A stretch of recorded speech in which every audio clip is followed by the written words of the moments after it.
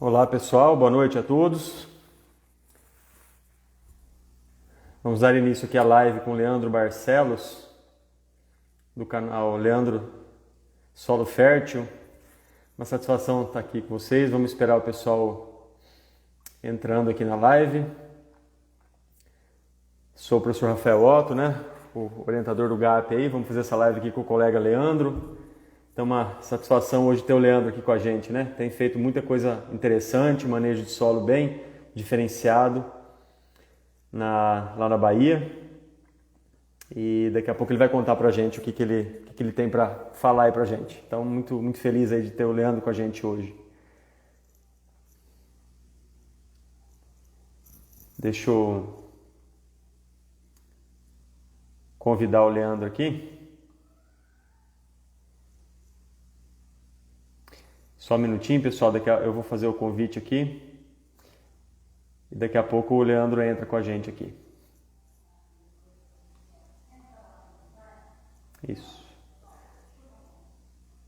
Boa noite a todos. Uma satisfação aí estar com vocês aí numa véspera de feriado, Amanhã é feriado, Tiradentes. Então hoje, daqui a pouco contaremos aí com a presença do Leandro Barcelos, que é engenheiro agrônomo, que tem feito um serviço bem diferenciado lá na região oeste da Bahia. A gente tem acompanhado ele aí nas redes sociais, serviço bem diferenciado, muito interessante. Então, boa noite.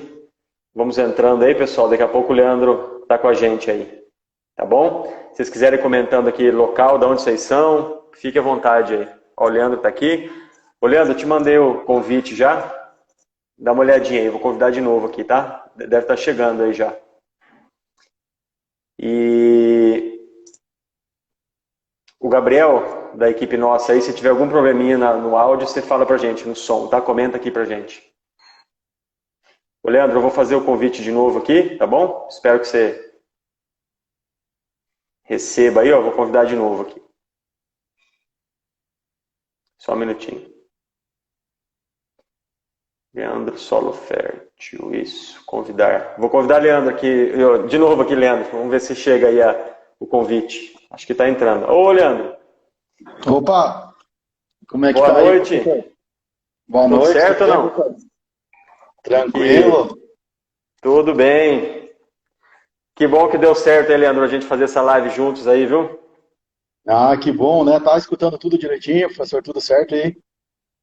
Tá, tudo bem, tudo bem. Eu tô ouvindo bem. O Gabriel da nossa equipe está acompanhando aqui. Se der algum probleminha com a transmissão, Gabriel, comenta aqui, tá? Se cortar o áudio, se a internet ficar ruim, avisa a gente que, eventualmente, se ficar ruim, a gente muda para o 4G. O Leandro, eu sei que ele está num lugar aí que tem duas internet aí, né, Leandro? Tá sobrando internet aí hoje, então.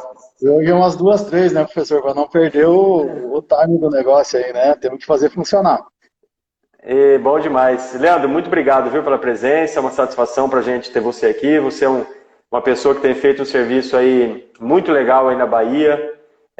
Então você merece muito estar aqui com a gente para trocar umas ideias, mostrar para o público aí o que você está fazendo aí que está dando tanto resultado. Então, estou muito feliz aqui para estar com você numa véspera de feriado aí, né? Amanhã é feriado aqui. Sim, aqui também. Então, vamos lá então, Leandro. Daqui a pouco eu vou pedir para você se apresentar, tudo certinho, tá bom? Mas obrigado Certo. pelo aceite, viu? Não, eu que agradeço, é uma honra muito grande, né, professor? Como a gente conversou, para a gente aqui é como se estivesse recebendo a taça da Copa do Mundo, né? É um prazer enorme aí. Como a gente fala, a gente sempre escutou, sempre assistiu aula, fez curso, tudo, e agora está falando aí com o senhor e com o pessoal todo do GAP aí, é uma honra imensa para a gente. Não, você merece, está fazendo um serviço bem diferenciado aí, e eu te acompanho, né, no Instagram, você posta tudo que você faz lá, então é bem legal, né, o manejo que você faz, Sim. as produtividades. Esse ano, o que me, tipo assim, né, o que me chamou a atenção ali, você em cima da colhedora ali, colhendo aquela área do SESB ali, sabe, mostrando, e o monitor aqui do lado, mostrando perto das 6 toneladas por hectare, né? Então isso motiva a gente, e saber que tem gente entusiasmada igual você que está fazendo esse serviço aí, viu? Com certeza, e é uma coisa assim que eu falo, que às vezes o monitor da coletadeira, às vezes é mais marketing, né, mas a gente foi auditado pelo SESB, então, né, tipo, não era de brincadeira, porque hoje a informação ela tem que ser séria, né, professor, não pode ser Não, assim, só, assim, a gente fala ao vento, né? Tem que ser uma coisa construtiva e vamos falar assim, com alicerce, né? Então a gente tem que Sim. construir uma coisa que realmente seja real, né? Não pode ser de brincadeira não, né? Mas então, Não é o pode mentir, prazer de não. fazer o negócio, né? Tá. Ô, Leandro, vamos lá então. Vamos Bom, começar. Já estamos com 140 pessoas aqui. Eu vou te legal. apresentar. Pessoal, se vocês quiserem comentando aí embaixo de onde vocês são, tá? Eu vi que o pessoal estava comentando aí, Campo Grande, um monte de cidade aí, Cristalina, vão comentando aí. Vamos lá, eu vou apresentar o Leandro.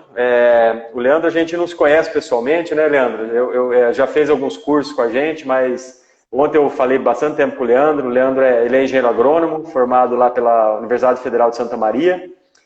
Ele Isso. ficou 10 anos trabalhando lá no Rio Grande do Sul, né, Exato. com produção, e hoje fazem 10 anos de 2000, ele formou em 95, em 2005 por aí você mudou para Bahia, né, Leandro? Exatamente. 2006 eu mudei para Bahia. 2006. Aí o Leandro trabalhou alguns anos como consultor lá na Bahia e nos últimos anos agora ele tem trabalhado como gerente de fazenda, né? Exato. É, e fazendo um manejo bem diferenciado. Então, Leandro, se você puder só explicar para o público aqui qual que é a região que você atua, né? Tem muita gente que já ouviu falar da região oeste da Bahia, mas não conhece. Ali tem várias micro-regiões, né? Então, se você puder falar como que é a fazenda que você trabalha lá? Sim. Aqui a Bahia, ela é dividida em, na verdade, são 6 ou 7 municípios que compõem todo o oeste da Bahia, né? Mas a gente fala assim, a parte de clima, né? Quanto mais perto da divisa com Goiás e com o Tocantins, regiões que chovem um pouco mais, né? Que a gente chama de beira de serra. E Tá. quanto mais você vai se afastando para o leste, né? Assim, mais menor é a chuva. Então, hoje ela se Sim, divide, né? Assim, muito. Tem uma parte norte, assim, daqui do oeste, que é um pouco menos de chuva, a parte oeste um pouco mais. Então, aí até a gente tem uma brincadeira, assim, que tem a BR-020, que a gente vem de Brasília para Luiz Eduardo. Quem tiver, quem tiver à esquerda tem um pouco mais de chuva, quem tiver à direita é um pouco mais complicado, né?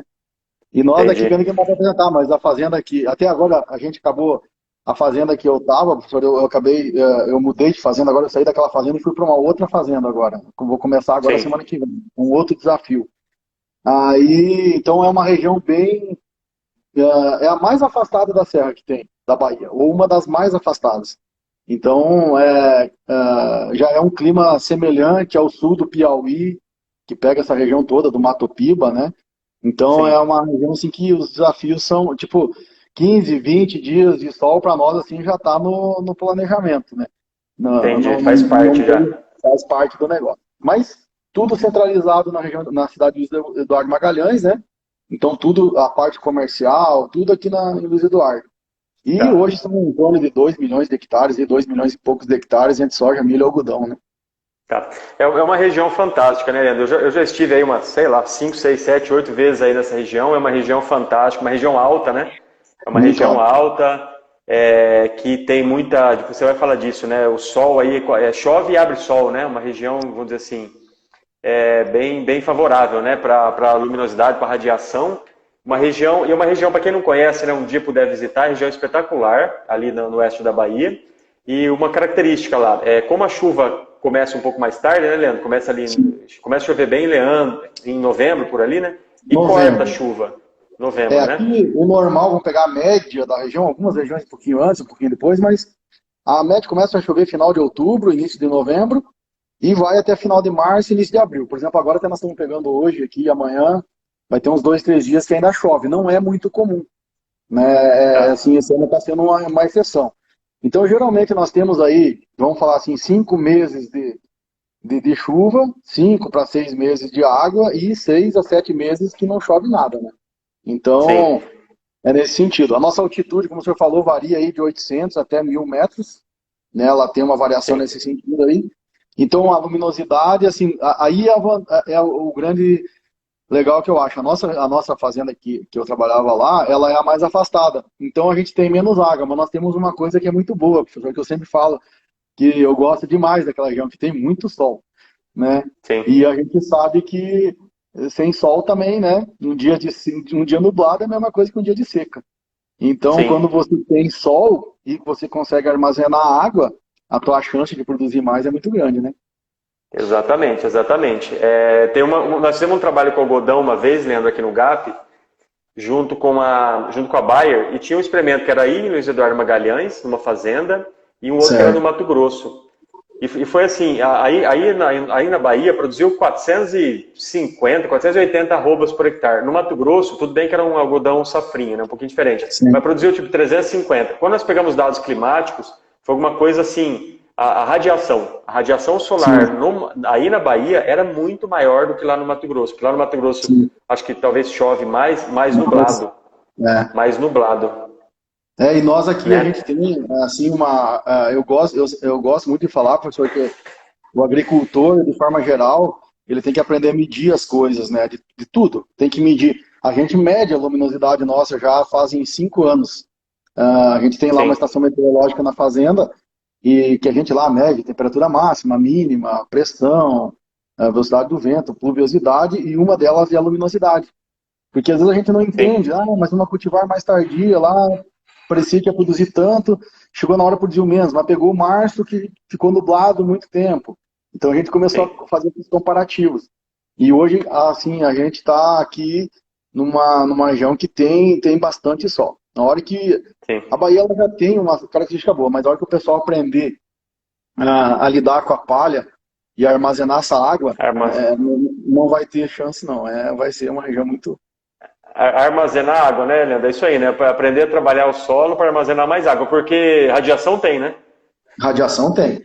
E o nosso maior reservatório de água não é no açude, né, professor? É no solo, né? Então, e que nós temos que entender isso e praticar o que a gente aprende aí com a academia, né? Ah, tá certo.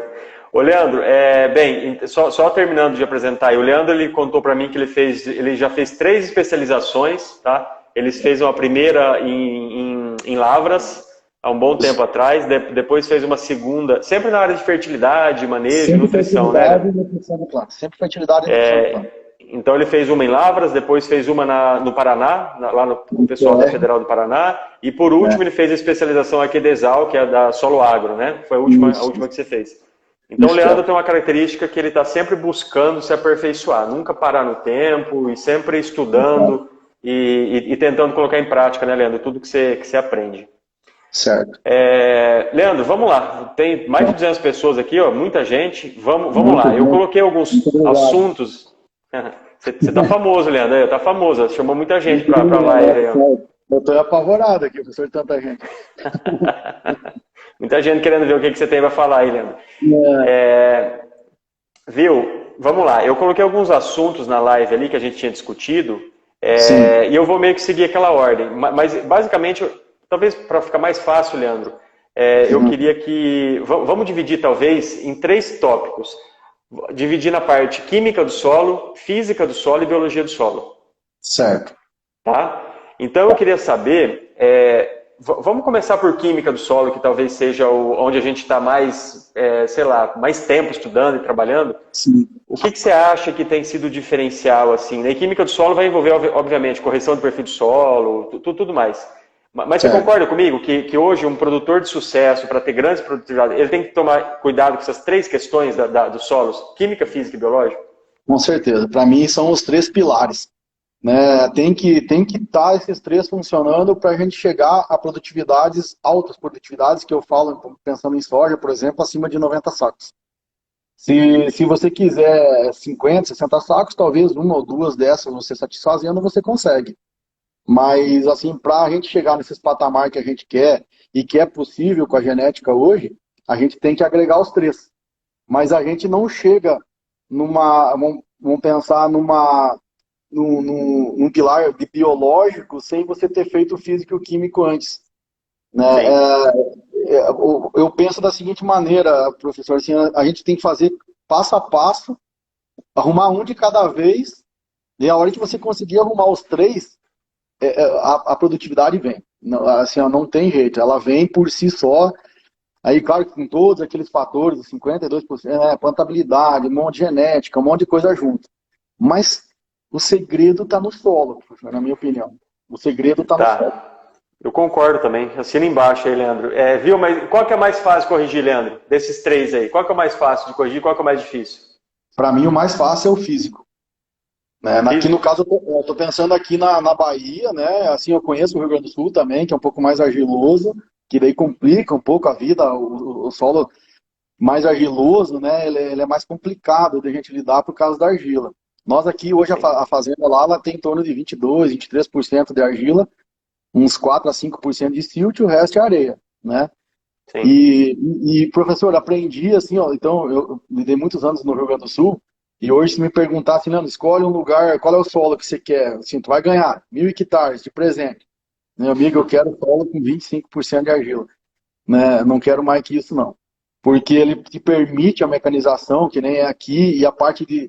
É complicado você... Tu não tem aquela fertilidade natural, né? Sim, Mas ele te responde o que você faz, né? sim. Ele é mais fácil de você lidar com isso. Então eu penso que a parte física, que seria o estado de compactação, de você mudar isso, ele é mais fácil. E hoje temos equipamentos para isso, que não revolvem Tá, solo. Né? Eu penso dessa maneira aí. Então é mais fácil o físico, com certeza, na minha opinião. tá. E depois? Depois, então, assim, eu penso muito eu vejo que o ponto de partida, isso eu aprendi muito também escutando o professor Witt, onde é que é a boca da nossa planta, é a raiz, né, professor? Então eu sempre pensava, bom, Uhum. se eu quero uma planta que ela coma muito, ela tem que ter muita boca, né? Então eu pensava, então o que nós temos que fazer para ter boca? Nós temos que dar condição para que raiz cresça. Aí a gente foi estudar, então, peraí, o que é que precisa para crescer raiz? Em primeiro lugar, então, não ter compactação física, Sim, né? Aí depois o alumínio, né, que não pode ter. Aí depois o cálcio, que sem cálcio não tem a parte né, de parede celular, aquela história toda, sim, né? O boro, que seria a parte de fazer toda essa estruturação da parede celular. E fósforo, né? É assim que vai dar toda a energia. Então eu pensava nesses nutrientes. Claro, depois vinha o enxofre para colocar, né, o gesso, no caso, esse cálcio em profundidade. Mas isso não a 0 a 20, professor. Porque eu tinha uma ideia assim, peraí. Mas né, o sistema articular, 70% tá de 0 a 20, não sei mais o quê. Eu disse, tá, mas então lá, 30% está abaixo, então, de 20. Tá, sim. quanto que é 30% de 80 sacos? Né? É 24 sacos. Então, meu amigo, nós temos que ter raiz para baixo desses 40, desses 20, desses 40. Tá o SESB hoje comprovando isso, né? Sim, Mas é. aí eu pensava, meu, como que a gente vai fazer isso, né? Tem que pôr cálcio, tem que fazer isso. Então, eu sou fã de gesso número um. Lá na fazenda é assim, é calcário e gesso todo ano. Quando vai comprar lá o Hum, fósforo, vai colocar o cloreto de potássio, já faz parte da nossa adubação. Não é tipo nem. entendi. Mas, num primeiro momento, a gente tem que fazer aquela parte de perfil mecanicamente. Não tem como a gente É isso que pegar. eu ia perguntar, Leandro. Uma área de abertura. Você está me ouvindo? Parece que está cortando. Não, tô te ouvindo bem, professor. Tá. Uma área de abertura. Pegou uma área de abertura, um solo ácido. Qual que é o manejo lá da fazenda que vocês faziam? Para fazer Ah, perfil? antigamente tinha um manejo, professor, mas hoje a gente está adotando outro. Até tem um vizinho meu que fez lá, o Leo Gonzato, acho que até ele está aí, para mim ele é professor nisso também. Vamos lá. Eu acho que a gente tem que, quando abre e derruba um cerrado, a gente não pode perder aquela matéria orgânica original, porque tem uma característica muito forte assim. O primeiro e o segundo ano, pós derrubada de um cerrado, a produtividade é boa e depois ela cai. Por quê? Porque o pessoal, cara, ele tem um resquício da matéria orgânica que tinha, original do cerrado. Depois o pessoal revolve, cai a produtividade. Então hoje Sim, é abrir com muito calcário, com gradão lá de 42 polegadas, 46 polegadas, o máximo que puder, porque a gente sim, sabe que o calcário não se movimenta, o fósforo não se movimenta. Então, no primeiro momento, faz isso com maquinário, com máquinas, ajeitando, mas tipo 8 toneladas de calcário, 10 toneladas de calcário, esquece aquelas coisas, assim, para produzir 90, 80, aquelas doses lá de 3, 4 toneladas de calcário por lá, isso nós estamos pensando ainda em areia aqui, né? Se pensar em argila de 40, 50, talvez seja mais. é mais ainda, né? Ajeita essa parte. Por quê? Para depois não revolver mais solo. Nunca mais. Nós lá, por exemplo, na fazenda, que não tem mais área para abrir, tipo, as grades lá tá tudo aposentada, nivelador, a gente nem sabe onde é que estão. Não se usa mais isso. né? Não tem mais isso. Então, fazendo essa primeira parte, que você faz, é o tal do alicerce da casa, né? Sim, Faz tem que bem ser bem feito, né? aí, e o pessoal acreditar que realmente em superfície, né, as coisas vão funcionando, né? Não é 2, 3 toneladas de superfície, mas todo ano uma tonelada ponto duas de calcário, 700, 800 de gesso. Eu quebrei muito aquele paradigma assim, não, mas gesso é perigoso, vai lixiviar o potássio, né? E até uma vez lá na UFPR tinha o professor Vandir Pauletti, e eu cheguei, Sim. professor, mas é o seguinte, me diga assim, ó, tem 1.000 milímetros de chuva, eu joguei 2 toneladas de gesso, a quantos centímetros vai ser potássio? Né? Porque a gente não sabe medir isso, lá na universidade que mede isso pra gente, né? A gente não tem aparelho, não tem técnica para isso. Ele disse assim, não, Leandro, eu acho que é uns 60, 80 centímetros. Eu disse, pá, mas é lá mesmo que eu quero esse potássio, eu quero ele lá nos 80, então vamos arrochar isso, Sim. né? É lá que nós É. queremos, né? Porque eu tenho uma ideia assim, professor, não sei se você concorda. Se nós, beleza, nós temos já o cálcio, cresceu a raiz e deu uma seca, 25 dias. E beleza, então nós vamos estar com a raiz lá embaixo e ela não tem nutrientes. Mas tem água, né? Então beleza, ela está Sim. sobrevivendo ali. Mas ela não está crescendo porque não tem nutrientes. Agora, no momento que você coloca nutrientes no perfil, claro que ela vai diminuir a produtividade, mas ainda ela vai estar evoluindo, né? E esse ano a gente teve a resposta, porque nós estávamos com 28 dias de sol lá na fazenda, e assim o senhor olhava assim de manhã cedo, não, isso aqui não pode estar, assim, tinha orvalho, né? A planta estava crescendo, eu tive que usar regulador de crescimento. Isso, então, isso que eu queria que você comentasse agora. Nós falamos ontem, você falou que estava assustado, né? Que deu 28 dias sem chuva na fazenda e vocês escolheram, fala para o pessoal aí, quanto vocês escolheram esse ano de soja, na média da lavoura inteira? A média da lavoura inteira, professor, hoje vai fechar na faixa aí de uns 75 sacos por hectare. Era 3.300 hectares de soja, né? Uhum. E ainda tem o milho agora, né? Mas dentro desse volume, a gente plantou no início de novembro, de 1º a 10 de novembro, e até o dia 31 de janeiro, nós estávamos com 330 milímetros de chuva. Né? Então, com Pô, 90 dias de cultura, 80 dias, depois em fevereiro choveu 300 e poucos milímetros. E a gente, até aquela área do SESB ali que a gente fez, ela fechou o ciclo em finalzinho, assim, ela começou a lourar início de março, ela fechou o ciclo com 677 milímetros, né, da cultura, e no SESB nós colhemos 94,8 e o lote de 350 hectares a gente fechou 85. Então, 85. 85 sacos. E tinha curvas, que aqui na Bahia tem um pouco de declividade em algumas partes, né? Não é só plano. Tinha uma parte lá, uns 80 hectares do lote, que tem em torno de 15% de argila, que daí complica um pouco a vida da gente. Quando baixa de 20, professor, a coisa complica. O manejo Entendi. tem que ser mais. Mas, então, a gente arrancava a planta, assim, não na pá, pegava e puxava ela. Ela tinha uma raiz que a gente parecia, não, isso aqui parece raiz de algodão. A gente tem até foto no Instagram aí, é só o pessoal dar uma olhada. Era uma coisa incrível, né? Mas daí depois veio o Sim, boro, veio o enxofre, então eu sempre é o conjunto das coisas, né? Mas no momento que você consegue entendi. acertar aí, foi embora, né? Então a gente conseguiu resistir muito bem a esse tipo de coisa, né? Não sei se vocês perceberam aí, pessoal. O Leandro falou que ficou 28 dias sem chover em dezembro e eles colheram. Então vamos fechar agora na área total 75 sacos por hectare, né? Com 28 dias de seca, né? De sol na cabeça, né? Vamos dizer assim, né? Então, assim, é uma coisa que se não tiver perfil de solo, Leandro, quanto você ia produzir? Se você estivesse manejando igual o pessoal maneja aí há 20, 15 anos atrás, só 0 a 20, quanto que ia produzir num ano desse? Professor, nós temos dado da fazenda, porque a fazenda ela é bem legal, porque de 2015 para trás era um outro tipo de manejo que se fazia lá, que vamos fazer assim, a fazenda ia muito mal. Com 28 Uhum. dias de sol, nós colhíamos 25 sacos por hectare. Né? Não foi, com 23 dias já acontecia isso. Claro que mudou um pouquinho Sim, a genética, né, daquele ano, mas ok, tanto é que a gente ou a gente faz alguma coisa, né, ou tem que vender a fazenda, tem que fazer outra coisa, né?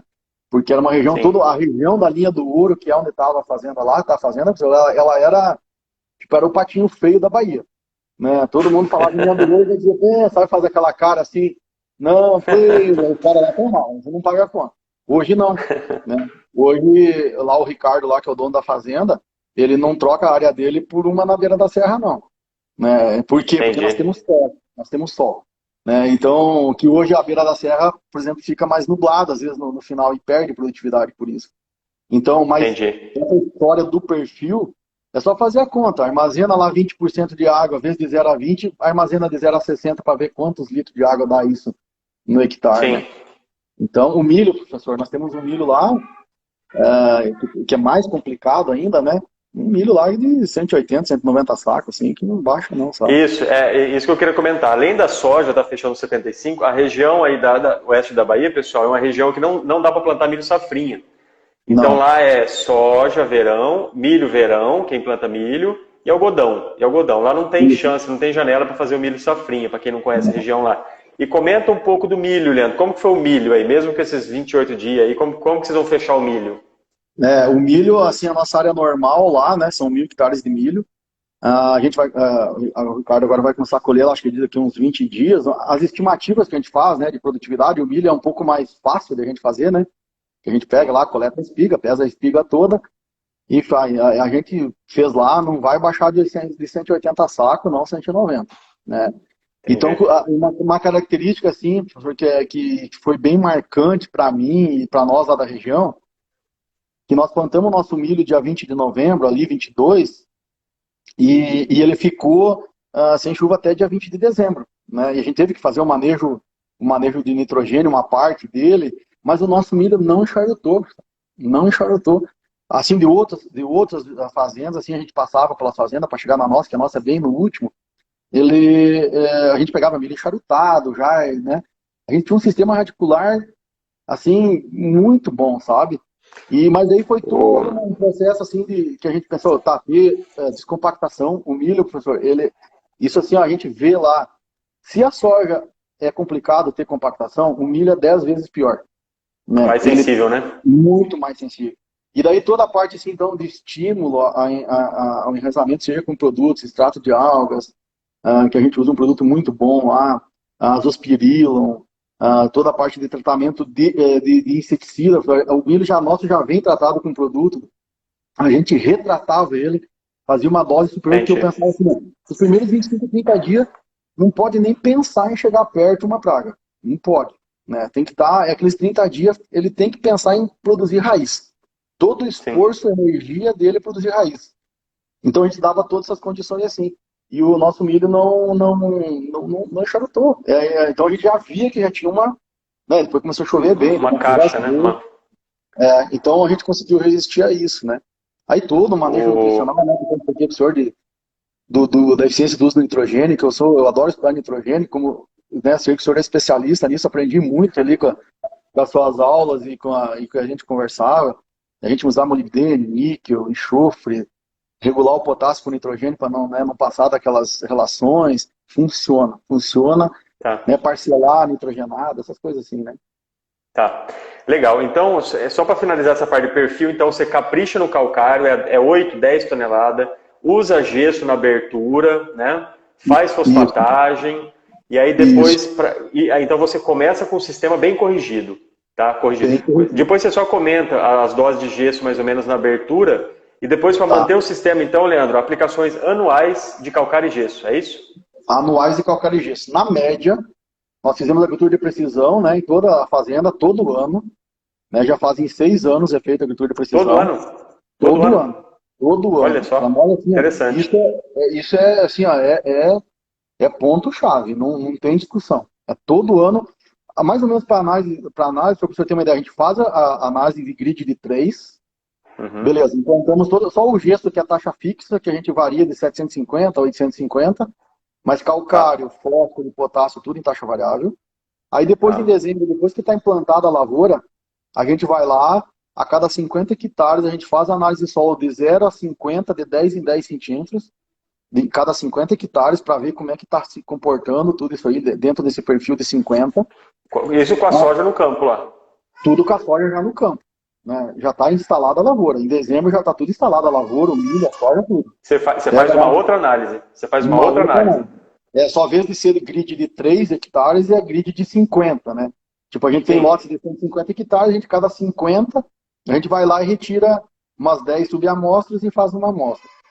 Beleza. Tá. Isso a gente tem histórico também já de 5, 6 anos. Aí, depois a análise foliar, a gente faz 4 amostragens de análise de folha. Né?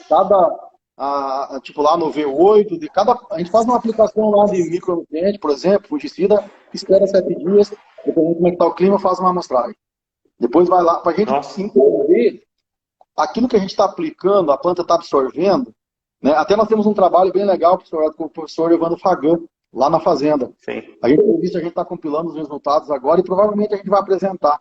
A gente fez desde análise para ver a fixação biológica de nitrogênio, a gente fez de cal, e agora analisamos grão, lá, né? Pegamos folha, a gente congelou com nitrogênio líquido as folhas na amostragem para a gente agora medir enzimas antioxidantes, né? Onde a gente botou cobre, para ver se aquilo realmente ajudou.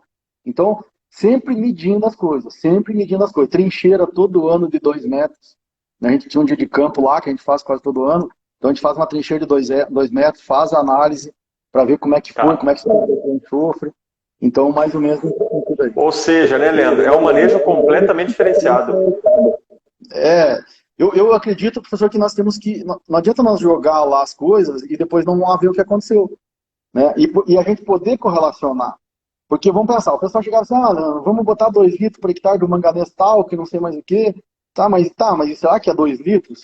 Quanto que é? Né? Cada cultivar, hoje a gente não precisa ser especialista em soja, nós tem que ser especialista na cultivar da soja. Que cada uma responde diferente. Então a gente acabou fazendo curvas de calibração de manganês, por exemplo. Hoje nós usamos, professor, em torno de 800 gramas de manganês por hectare. Gramas de manganês. Na soja? Na soja. Né? Mas nosso cálculo de adubação é para 90 sacos por hectare. Né? A gente calcula para 90. Então, mas isso não foi assim, não. Eu acho que é tanto. A gente se baseia nas tabelas criadas pela academia, né? Por vocês aí, pelo professor Witt, né? Mas eu fui experimentando, a gente foi experimentando. A gente tem a ajuda de parceiros aqui, né, de empresas que nos ajudam nisso também. Então a gente foi, mas para nós produzir 80, nós precisamos de tanto, né? Mas é a fonte, né? A gente trocou fontes, né? É sulfato de manganês, é óxido de manganês, é cloreto de manganês, é EDTA. Mas se for um cloreto de manganês é menos. Se for um sulfato é mais. A gente foi medindo essas coisas. A gente faz análise de pecíolo para ver se realmente o negócio está translocando ou não está translocando. Nossa! Assim, é um negócio bem... Aí a gente começou a entender, né, o que estava acontecendo. Achamos os produtos, as fontes dos produtos, a época, né? Isso a gente pode falar aqui meia hora só de cobre, né, que é um nutriente que ninguém dá importância aqui para a fazenda, para a Bahia, mas ele é extremamente deficiente. Eu digo que é mais deficiente que zinco aqui na Bahia. E quando se está entrando em plantio direto, o cobre vai ficar mais deficiente ainda. Sim. Mas a gente tem que medir tudo isso, né? Medir tudo isso e é fácil, não é muito caro, não. Né? E tem pessoas que fazem. Leandro, então você comentou da dose de manganês, muito mais alta que o habitual, né? O que mais... Tá cortando o seu ou não? Não, estou ouvindo perfeitamente. Não, tá. Então, soja, cabo-chefe, manganês. O que mais na soja foliar? O que vocês têm chamado a atenção aí? Nossa manejo foliar de micronutrientes, no caso, zinco e cobre. E no caso da fazenda, o cobre é pesadíssimo, professor. Assim, a dose de cobre muito além do que as pessoas, ou vamos falar assim, até a própria academia recomenda. Né? Mas assim, em função da nossa característica, o nosso solo é muito pobre, né? Sim. E a gente descobriu isso, tem uma análise que se chama extrato de saturação, que algumas pessoas fazem, e lá a gente descobriu que além de não ter cobre direito, não está absorvendo, não está disponível. Um detalhe importante, professor, até na parte do perfil. Eu, na minha opinião, o pH é a primeira coisa que nós temos que olhar. Nós temos que levar pH. pH de solo. Vamos pensar em água agora, assim, que é o que mais comum, né, que todo mundo conhece. Para mim, de 0 a 20 tem que estar de 6,5 para cima.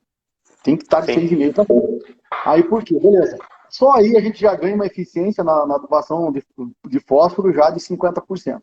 Se você tiver descompactado, você ganha mais uns 50%. Só aí você já economiza 200 kg de adubo, né? Vamos pensar assim.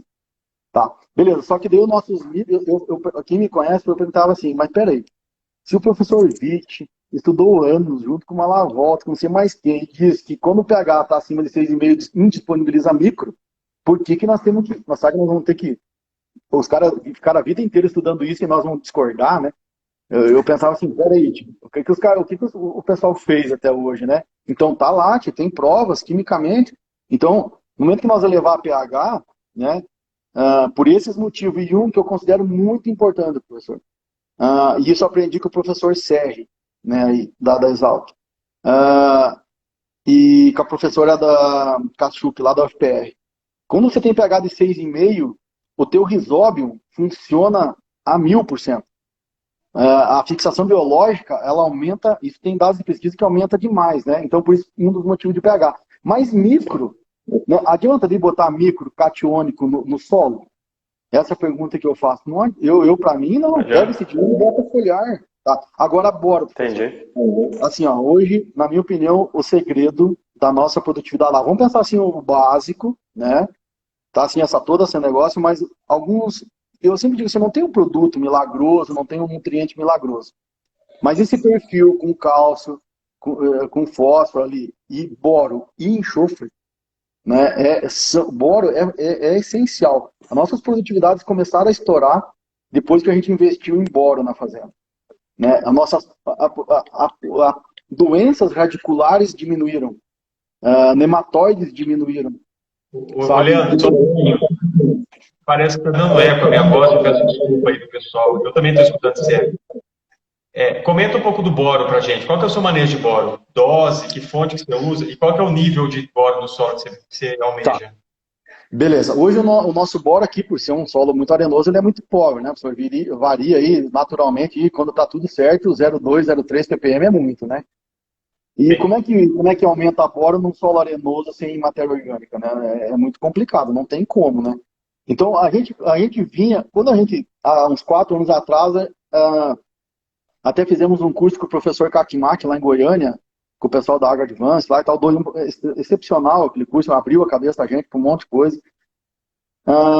Boro é essencial, né? O SESB está provando que áreas que colhem bem tem boro e tal, então, mas como que nós vamos fazer? Aí a gente foi para o oxaborato de sódio, né? Sim. 3 anos, mas daí eu botava 2 quilos, então botava 400 gramas. Isso antes da Embrapa, há 2 anos, ele começar a falar em 1,5 kg. Eu disse, mas espera aí, cara, se só a planta ela já precisa de 400 gramas, vamos pensar dessa maneira, eu estou só botando 400 gramas, como é que pode? Alguma coisa vai se perder, vai lixiviar, né? O boro não tem carga. Tá faltando, né? Eu disse, tá errado essa conta, né? Não tá certo. Aí por conta lá na fazenda, eu chegava e colocava 5 quilos de oxaborato, né? Aí eu disse, não, nós temos lá 5.000 hectares, nós matar 5, a gente não quebra, né, professor? Então, né, dá para fazer isso aí. Beleza. Então a gente veio 3, 4 anos, notou alguma coisa, e depois com a ajuda, que eu falo assim, dos cursos, das empresas aí que nos apoiam aqui, né? Elas têm o interesse de vender o produto? Tem, mas elas estão trazendo conhecimento para a gente também, né? Então a gente tem que aprender a confiar. Tem que encontrar a empresa que seja idônea e confia, não adianta, né? Beleza, daí veio a Odexita. Aí a gente começou a entender a Odexita. Né? E a gente começou a melhorar, porque daí a gente foi colocar 15 quilos, né, botando 1,5 kg de boro, aí começou a melhorar, melhorou mais ainda a nossa produtividade. Mas aconteceu uma coisa até com o boro, então assim, eu vejo que foi uma liberação um pouquinho mais lenta, né? Sim. A planta começou a demonstrar menos os sintomas de deficiência de boro, né, durante o ciclo. Todo ano, isso, Leandro? Todo ano 15 quilos? Todo ano 15 quilos. Porque boro, na minha opinião, professor, assim, na nossa região, né? Mas eu acredito que seja de forma geral. O boro é assim, ou a planta absorve, ou ele lixivia. Né? Isso não tem jeito. Né? Isso aprendemos com o professor Nietzsche aí, né? Milhões de vezes ele falando aí, que a gente já sabe até como é que ele fala. Né? Então, e calcário dolomítico. Né? Não vem com calcário, é dolomítico. Né? Então, assim, a gente foi entendendo isso e mas também pensando além. Hoje, boro, a gente chegou a fazer teste na fazenda com até 45 quilos, com 4,5 kg de boro. E não matou a soja. Sabe? Não deu fitotoxicidade. A gente viu da onda. O algodão, o pessoal coloca 4 quilos, depois planta a soja e colhe soja um monte. Né? Eu disse, então, mas peraí. O que está acontecendo? Então, por que nós não estamos botando 4 quilos de boro na soja? Nós estamos botando 1,5 kg para produzir 70, mas nós queremos colher 100. Então, nós temos que pôr mais. Né? Então, que milagre é esse, né? Que quer colher 100 com a mesma adubação de 70? né? Sim. Então, essas coisas assim que eu vejo que daí a gente tem que ir experimentando, sabe, professor, dentro da fazenda. Porque, Tá. por incrível que pareça, cada região tem uma particularidade e cada fazenda tem uma também, né? Tá. Legal, Leandro. Já vi muita coisa nova, aprendemos muito aqui. O pessoal está gostando muito. Tá legal que o pessoal pergunta e outros mesmo já respondem aqui. Já estão todo Aham. mundo interagindo bem aqui. Não, isso é É, bom, né? ô, Leandro, vamos mudar um pouquinho o foco. Eu queria que você falasse um Tá, pouco de regulador de crescimento, que tá, beleza. você elencou lá. Comenta um pouquinho para a Tá. gente. Beleza, professor. Eu sempre pensava assim que a soja, aquela perda de energia com o trenó e tal, e aqui na Bahia, como é muito forte o algodão, e trabalhar a fisiologia do algodão, eu falo assim, quem trabalha com algodão realmente entende de fisiologia, né? Porque é uma planta que você forma ela do jeito que você quer, né? Até eu brinco assim que eu quase nunca mais não participei muito mais de dias de campo de soja. Por mais que nós não plantássemos algodão, eu ia nos dias Uhum. de campo de algodão para eu tentar trazer aquela tecnologia, aquele ensinamento de fisiologia para a soja. Porque o pessoal tem um conceito aqui de diminuir a população de planta, porque vai ficando fértil o solo, a planta, né, desenvolve muito vegetativamente e tal. E eu achava, mas peraí, tá vegetando por quê, né? Tá desregulando alguma coisa aí, né? É a parte hormonal, de citoxinina, auxina e tal, né? Então a gente tinha que entender isso. E eu não gostava muito, assim, da parte de usar, tipo, lactofen, clorimuron, essas coisas assim que eu achava que, cara, é melhor você travar uma soja com lactofen do que você deixar ela embaraçar, né? Assim, do que você vai, então, vai ter ganho de produtividade. Mas, se você tiver um produto que você consiga segurar, que nem tem no algodão, por exemplo, um Pix, né? Ou tem lá na manga, né? Que você consiga moldar isso. E apareceu um produto aí no último ano que eu acho que ficou bom. Ele conseguiu fazer essa parte de regulagem e estruturar a planta. Beleza. Aí o que eu pensava? Peraí, a gente notava, o bom, professor, que eu vejo assim, hoje o técnico, e eu acho que essa é a grande deficiência, e a dica que eu dou para quem quer ser consultor, quem quer ser um agrônomo, tem que ir para cima do trator, professor, tem que ir para cima da coletadeira. Sabe? Quem está no campo tem que ir lá. Então, lá na fazenda, tem todo mundo que colhe, tem as várias coletadeiras lá, mas a gente vai para cima da coletadeira. Eu vou lá porque eu tenho que ver lá, não só pegar um mapa de produtividade, né? Eu tenho que ir lá ver a planta, como é que ela ficou, como é que ficou o formato, que Sim. tamanho de entrenó. E a gente começava a notar lá na fazenda que onde às vezes tinha uns transpasses de plantadeira antes dos desligamentos automáticos que tem hoje, eu notava que lá na fazenda onde que tinha mais população, produzia melhor. Porque nós tínhamos uma condição de não tanta chuva, né? E eu disse, cara, Sim. tá por aí. Nós temos que aumentar a população, mas ele tem o perigo de, né, crescer, estimular o crescimento vegetativo. Então, assim, daí o que eu pensava? Bom, agora nós temos então, nós podemos aumentar a população ou largar a população recomendada, mas nós temos que segurar essa soja, né? E daí com esse produto que veio aí, deu para nós fazer isso. Então, porque um dos sucessos das produtividades nossas esse ano, a gente conseguiu botar uma população alta, né, na lavoura, e a gente não teve problema de crescimento vegetativo, a gente segurou o entrenamento. Ah, entendi. Então, esse que é o racional que você está usando no regulador de crescimento. Você está mantendo ou aumentando a população, mas está limitando o crescimento dela para ela não estiolar, não crescer demais. Isso é muito, a gente tem que ter muito cuidado e falar que a gente só fala, não, vamos aumentar a população. Aumentar a população e tem que segurar. Se não tiver Tá. um regulador ou algum, né, que seja qualquer tipo que for, eu só não gosto de 2,4-D, isso eu aprendi com o professor Fagan, mas assim, ó, se não for para segurar a soja, não regular o crescimento dela, diminua a população, né? Porque senão Sim. vai ter problemas, né? Mas só que daí para você chegar nos 110 sacos por hectare, 100 sacos por hectare, diminuindo a população, na minha opinião, super particular, pode acontecer alguns casos, mas pegar assim a média de região, baixando população, na minha opinião, não chega. Eu acho que tem algumas cultivares mais modernas aí. O pessoal está perguntando qual produto é esse, Leandro. Se puder comentar só o nome. Pode comentar, professor, sem problema? Pode, pode. O pessoal está perguntando para falar. Não, nós usamos aqui um produto que se chama Stop and Go, que é da Valence. É uma empresa que está na região, acho que está em todo o Brasil já, né? E ele, na verdade, é um estruturador de plantas. Ele não é só regulador, ele ajuda a estruturar toda a planta, né? Ele É desvia uma aplicação no ciclo, Leandro, ou mais? Nós estamos fazendo até duas, né? nós estamos trabalhando a parte de regulador, professor, eu penso que nós temos que trabalhar igual algodão. Se a planta está desenvolvendo demais, a gente regula, trava o crescimento. Ah, mas a planta está aqui e vai dar 25 dias de sol. Então, peraí, então não usa o regulador. Que no algodão é assim que a gente faz, né? Ah, vem uma entrada do nitrogênio, vai chover demais, vai chover de menos, a dose, né? Então, a gente tem que monitorar a soja. Hoje, eu falo assim, eu sempre falava antigamente que soja é uma cultura, assim, de agricultor, assim, é moleza demais, né, professor? Assim, vai lá, faz um produto lá, né? E eu acho que hoje a soja não. Hoje você tem que realmente ir lá e olhar para ela, ver como é que está crescendo os entrenós, você tem que pensar 20 dias para frente o que vai acontecer com o clima, e daí você vai vendo. Então, como veio agora esse produto faz pouco tempo, eu acho que ainda a gente tem que achar doses dele, né? Mais dose, menos dose. Tem cultivares que respondem mais, cultivares que respondem menos, muito semelhante ao algodão, né? Então, eu acho que é por aí o negócio. Eu acho que é por aí. O Leandro, excelente, foi muito bom essa parte de regulador. Eu não quero deixar de passar, uma coisa que você comentou lá, como colocar palhada em 100% da fazenda. Vamos comentar um pouquinho disso? É um ponto que eu estava até esquecendo aqui, viu? Ô, professor, isso para mim, eu acho que assim, vamos lá, então daí vai chegar na parte, no tripé biológico, né?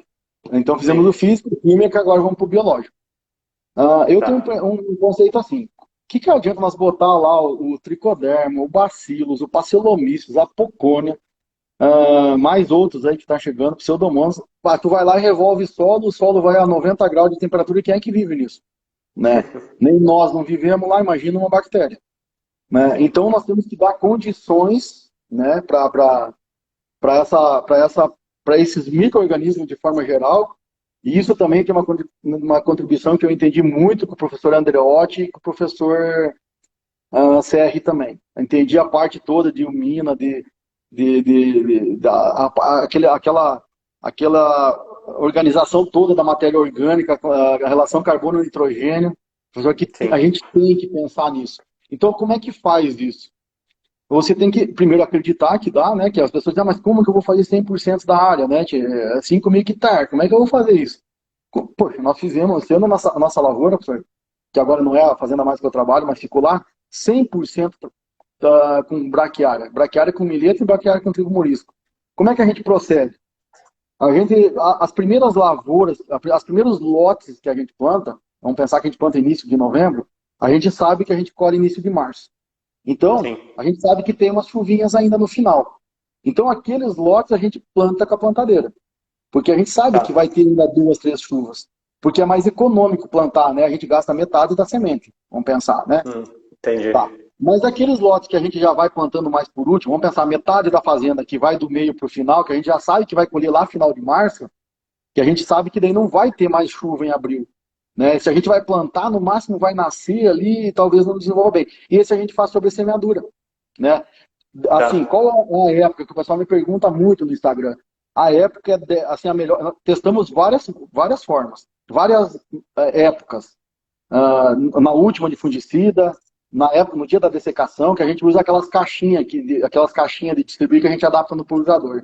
Eu vi vídeo seu no Instagram com essa sobre semeadura aí. Tem lá no seu Instagram, né? O milho também a gente faz com aquilo, a braquiária do milho também é com aquilo. Mas a melhor época para nós foi em torno de 10 dias antes da soja começar a lourar. Antes dela começar a amarelar ali, que vai dar em torno também de uns 10 dias assim após a última de fungicida. Mas o grande segredo disso, professor, é a quantidade de semente. Vamos pegar uma braquiária resistente, que a gente usa 5 quilos por hectare no plantio. Usa 10. Né, de um VC80, por exemplo. Tem que ser uma semente de boa qualidade. Tá? Primeira coisa, quantidade de semente e semente de boa qualidade. Não usa semente que não tenha idoneidade. E tratamento fúngico, tratamento com fungicida. Qualquer fungicida, professor, é o mais baratinho que você encontrar, um Vitavax Tirão, Carbendazim, qualquer coisa. Tem lá, sobrou no estoque lá, do tratamento da soja. Trata a semente da braquiária com ele. Porque o que eu notei, professor? A gente errou nos outros anos. A gente não tratava e a gente jogava lá, depois eu ia lá ver, mas não nasceu de uma, nasceu, outra não nasceu, a gente ia lá e achava a semente podre. Né? Ela ficou por cima ali e ela apodrecia, porque às vezes não chegava a luz rápido, porque ainda tinha folha verde, né? Porque a folha tem que cair em cima da semente, professor. Se a semente ficar em cima da folha, complica para ela nascer. Né? Ah, entendi. Então é por isso que tem que ser cedo, né, Por isso que tem que ser cedo. antes dela alorar, né? É bem cedo Antes de se for ver, começar a né? cair as folhas. Porque se cair as folhas e você Entendi. jogar a semente em cima, ela fica em cima da folha. Aí tem que chover muito. Tipo, tem que chover 100 milímetros, 200 milímetros. Aí nasce. Né? Entendi. Mas geralmente não acontece isso. Então, tem que fazer a folha da soja cair em cima da semente. Aí no momento que começa a cair ali, pronto, ela já começa a germinar. E a gente até tem vídeos meus ali de a gente colher já com o milheto já grandão, assim que a gente vai cortando o milheto e a braquiária E nós temos uma característica simples. O pessoal fala, Leandro, mas se chover, né? Como é que a gente colhe aquela massa verde, né? Nós, no caso, não temos problema disso aqui de chuva, porque depois chegar abril não chove mais, né? Sim. Então, depois vai chegar numa região do Mato Grosso do Sul, do Paraná, talvez seja um pouquinho mais complicado, né?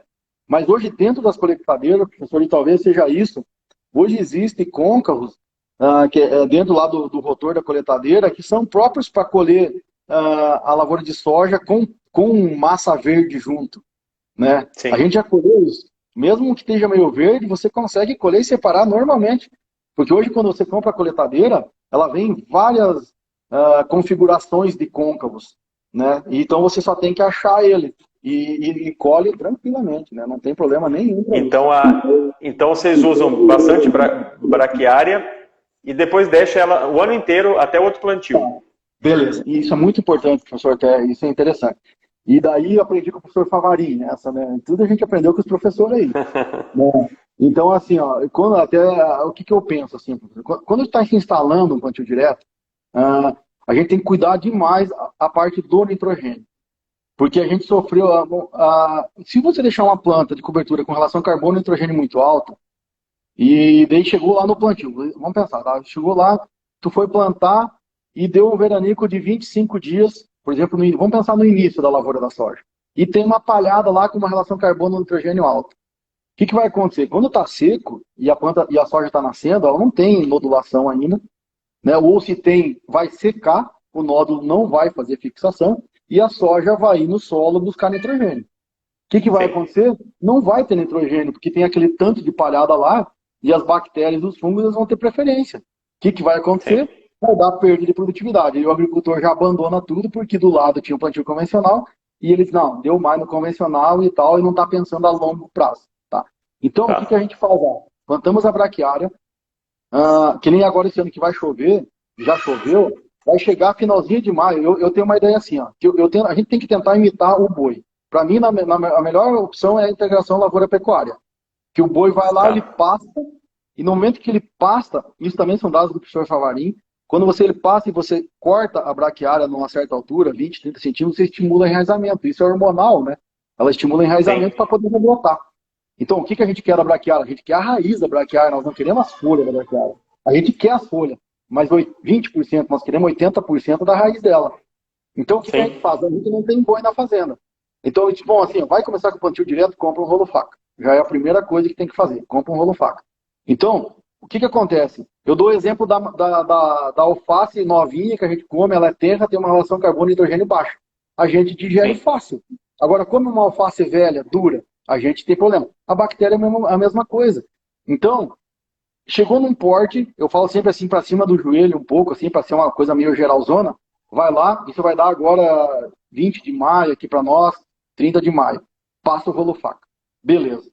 Vai cortar a palha, vai dar aquela botada nela, ela vai estimular o enraizamento, que é o que nós queremos, né? Que matéria orgânica se faz com lignina, né? Não é com outra coisa. Sim. Então, e vai brotar de novo.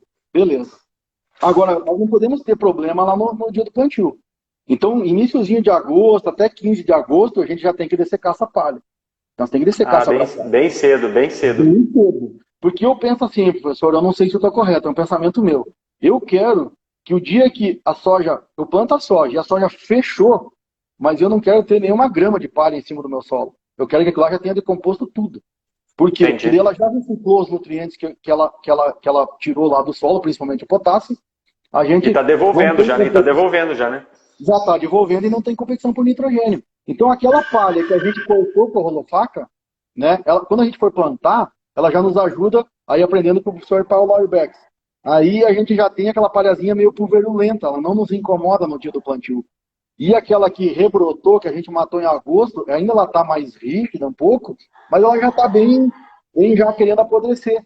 Porque eu tenho uma concepção assim, não adianta a gente fazer parada, aquela coisa bonita, fazer foto, e chega no dia de plantar a gente não consegue. Que plantadeira não é batimóvel, né? Que nem você atrapalha o plantio, né? Atrapalha o plantio. Daí o que você ganha com a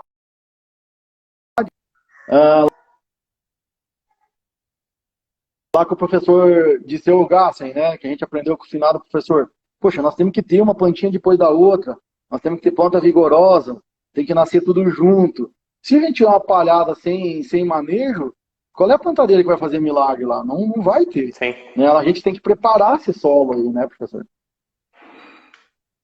Então é mais ou menos esse tanto que a gente tem que fazer, seja com a braquiária rusiziensis.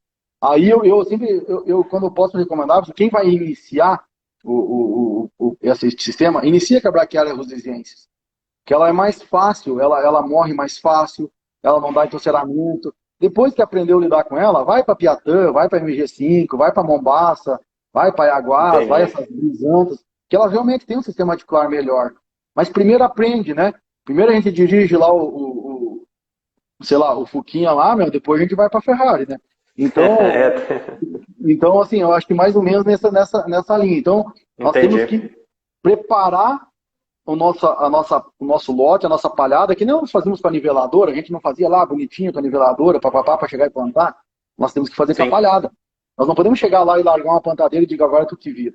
Né? Não pode. Legal isso, né, Leandro? Porque mostra que são detalhes que fazem toda a diferença, né? Por exemplo, a sobressemeadura mais cedo, a braquiária, matar ela mais cedo, não deixar para plantar nela verde lá na frente, né? Matar ela mais cedo. Então, são detalhes que fazem toda a diferença. Ô, Leandro, só um pouquinho, ó, nós estamos com 57 minutos. Eu acho que o Instagram ele derruba a live com 1 hora. Então, assim, eu até queria continuar, ficar mais tempo aqui. Está sendo muito legal, estão com mais de 300 pessoas assistindo aqui, Leandro. Está sendo show de bola. Mas eu queria, Leandro, de novo, né? Foi uma satisfação muito grande ter você aqui. Você é um cara que deu para perceber que está fazendo toda a diferença aí, porque você faz diferente, né? Tem muita gente que continua fazendo o mesmo, e espera resultados diferentes, né? Não derruba mais, não. Desculpa, professor. Estão falando que não cai mais não com 1 hora. Acho que nós podemos continuar então, viu? Se beleza. Aí, vamos sim. Eu tô disponível aqui, professor. Tá. Então tá bom. Então eu fiquei feliz aí que eu achei que ia cair com 1 hora aqui. Falaram para mim que não cai mais não.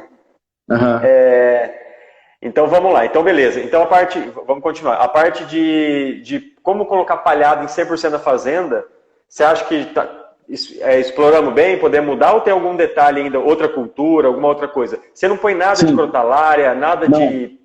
Isso a gente tem que... O que eu penso assim, professor, então sim, né? Eu acho que principalmente hoje, até a gente na fazenda entrou com o trigo mourisco, pensando nesse nitrogênio do trigo mourisco, porque a crotalária, ela é muito boa, a gente já fez na fazenda também, mas ela às vezes depois, que o pessoal incomoda um pouco, assim, se depois pegar alguma semente de crotalária no meio de uma soja, no meio de um milho. Eles complicam um pouco pra gente aqui. Mas eu acho que é uma alternativa. Então, como é que nós fizemos lá na fazenda? As áreas nossas que vão milho, na próxima safra, a gente entra com culturas em consociação com a braquiária que nos dê mais nitrogênio. Porque eu acho que o grande segredo da gente, para nós passar esses primeiros 5 anos, para a gente poder elevar esse nível de nitrogênio, que seria matéria orgânica, né, para a gente melhorar isso, a gente tem que inserir nitrogênio no sistema. De uma forma ou de outra, esse nitrogênio ele vai ter que se elevar. Ou seja, via até fertilizante, ou via planta de cobertura, e eu prefiro a planta de cobertura. Então, como a gente tem feito? A gente entra com a braquiária trigo mourisco, por exemplo, né, para ver se a gente consegue colocar um pouco mais de nitrogênio pré-milho, né? Então, beleza. Mas quando eu acho que os mix, assim, eu acho que não estamos testando alguma coisa de nabo agora também, mas tem um probleminha de mofo branco, às vezes aqui, que complica para nós. Mas a crotalária, eu acredito assim, seja excelente e tem que ser colocada junto. A gente fez teste da crotalária junto com a braquiária. Né? E depois resseca e rola, funciona perfeitamente. Inclusive soja, em cima dessa resteva, produz mais. O milho, professor, Entendi. a semente da crotalária, ela se paga só na produtividade do milho. Ela se paga só Entendi. com aquele nitrogênio que a expectáveis, por exemplo, que a gente usa aqui, ela paga a semente e sobra dinheiro. E além do Mas só uma pergunta, você coloca ela junto ali na sobressemeadura ou depois de colher a soja e deixa ela crescer o inverno, porque a crotalária ela vai morrer, né? Depois de um tempo aí, né? Ela vai, mas geralmente, professor, assim, aqui, às vezes ela vai chegar lá em agosto. A própria Rusisiensis, que ela é um pouquinho mais fraca, ela também tende a morrer. Ali em final de agosto, setembro, que seca muito, né? A Piatã, por exemplo, a Mombaça não morre, não. Se não matar, não morre. A crotalária morre também. O trigo morisco, eu gostei do trigo morisco porque ele é mais rápido ainda. E ainda, se você quiser colher um grãozinho ali e tal, você consegue fazer uma receita, né? Tá. Mas a crotalária é junto. A gente tem plantadeiras que são adaptadas, que a gente larga, por exemplo, a braquiária, tem umas caixinhas que são próprias para braquiária, né? E tu pega, por exemplo, daí a crotalária ou o trigo morisco, você joga no vácuo, no sistema de vácuo da plantadeira. E você joga as duas na mesma linha. No caso dessas plantadeiras de soja, né? Ela vai largar no mesmo sulco, né? E quando é sobre semeadura, por exemplo, a gente fez esse ano, por exemplo, o dono da fazenda lá, ele queria, peraí, o milheto está valendo dinheiro, né? Tipo, como é que nós vamos passar essa braquiária, né? E não vamos colher nada, né? E tal, que o milheto a gente sempre consegue fazer tipo uma safrinha de milheto, né? Sim. Então, 2 anos atrás, um dia eu sabia que ele ia me pedir isso, eu já fui testando, né? Então a gente fez consórcio de braquiária com milheto. Produz menos o milheto, às vezes produzir 25 sacos, a gente vai produzir 15, né? Mas consegue produzir um pouco. Colhe o milheto e assim, levanta a plataforma da coletadeira bem no alto, colhe só as panículas, os cachos do milheto e a braquiária fica. Mesmo que pegar um pouquinho de folha verde, não tem boa. Se quiser dessecar já e colher o milheto, você faz uma receita, né? E ainda tem o sistema da braquiária. Porque eu sempre faço uma pergunta assim, professor, para quem a gente conversa assim. Leandro, vamos plantar feijão, o gurutuba, que é o calpi nosso aqui, vamos plantar sorgo, vamos plantar milheto, vamos plantar... Eu disse, cara, você quer colher soja ou você quer colher milheto? Você quer colher soja ou você quer colher feijão? O que você quer colher? Então nós temos que focar em alguma coisa, o que dá mais dinheiro para nós? Né? Então a safrinha entre nós, assim, do milheto, vai te dar 20 sacos, beleza, mas só que a gente ganha de produtividade em soja com a braquiária, a gente... Vale a pena, né? Vale a pena. Ô, Leandro, antes que eu esqueça, perguntaram muito aqui do estilosantes. O que você me fala do estilosantes? Bastante gente perguntou. Sim, o estilosantes, na minha opinião, seria... A gente não usou aqui na fazenda ainda por assim, só não entrou ainda, na verdade, mas com certeza é uma das alternativas que eu concordo que seja muito interessante entrar nesse tipo de sistema, vamos pensar assim, né? Eu acho que ele vai... Até tem no Tocantins aqui alguns agricultores que estão tendo muitos bons resultados só com estilosantes, né? Eu acho que o estilosantes com uma gramínea ele vai ficar melhor, porque só o estilosantes talvez, né? Isso eu não estou falando assim com toda a categoria, porque eu nunca trabalhei com ele, né? Mas tem pessoas ali, tipo o Sunji e tal, que conhecem muito bem, né? Mas eu acho que a gente tem que colocar um pouquinho mais de carbono, né? Nesse sistema. Então fazer, talvez, a braquiária junto com o estilosantes, ou um ano ou outro, né? A gente achar esse sistema, mas é importante entrar o nitrogênio, tem que entrar o nitrogênio nesses primeiros 5 anos. Senão o agricultor desiste, professor. Ele vai ter perda de produtividade e ele vai querer, não, a convencional dá mais, e pensando muito a curto prazo. Mas a gente tem exemplos de fazendas aqui na Bahia que já estão há 10, 15 anos para braquiária e é excelente, né? Tá. Ô, Leandro, estão perguntando aqui, do estilosantes ficou claro, ficou bom, é algo que tem potencial, né? Tem que realmente testar. E estão perguntando muito de nematóide. Como que é a questão de nematóide aí? Tá, eu vou falar uma coisa assim, professor, que eu penso assim, ó. Nematóide tem muito na Bahia, tem muito mesmo. Na nossa fazenda não tem nematóide. Aí eu vou falar uma coisa assim, ó. De novo, particularmente, eu não estou dizendo que não existe o problema. Existe o problema, né? Mas eu falo o seguinte, na hora que o pessoal fazer perfil, que descompactar o solo e que criar... Isso, o professor Andreotti é categórico de falar isso. Na hora que você colocar vida nesse solo, diminuímos 50%, 60% dos nossos problemas de nematóide nas nossas lavouras. Por quê? A gente só foi na monocultura, soja, a gente selecionou organismos e micro-organismos que tipo, os ruins, né? Então, por quê? Porque a gente Sim. acabou com a condição de vida do solo, né? Então, eu vejo que a gente começou lá, eu vou dar um exemplo, nós tínhamos um lote na fazenda que nós tínhamos um pouquinho de pratilencos, não era muita coisa. Era um manejo que era feito e ele era, tipo, sempre o segundo pior lote da fazenda.